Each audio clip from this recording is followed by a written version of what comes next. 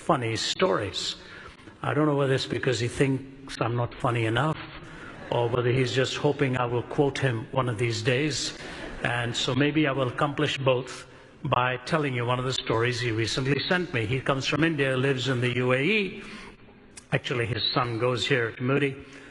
He sent me this story some time ago. He said, did you hear of this Indian who was flying with Einstein next to him? You can already tell the imagination is being stretched. So this Indian guy is sitting next to Einstein, and Einstein says, you know, it's a long flight. Why don't we have a competition? I'll ask you a question, and if you can't answer it, you give me $5. Then you can ask me a question, and if I can't answer it, said Einstein, I'll pay you $500. The Indian guy, you know, thought this is a great deal. If I can't answer it, $5. If he can't answer it, $500. So he told Einstein, all right, you go first. So Einstein said, how far is the moon from the earth? And the Indian thought and thought.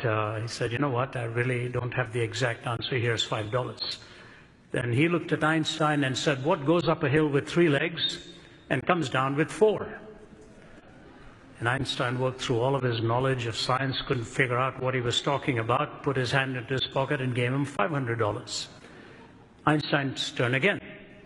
Einstein said, before I ask you my next question, what does go up the hill with 3 legs and come down with 4?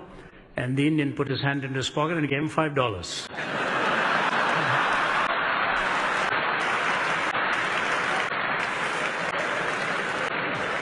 So the moral of the story is never get into a Q&A game with an Indian, especially if money is involved. One way or the other, they'll find it.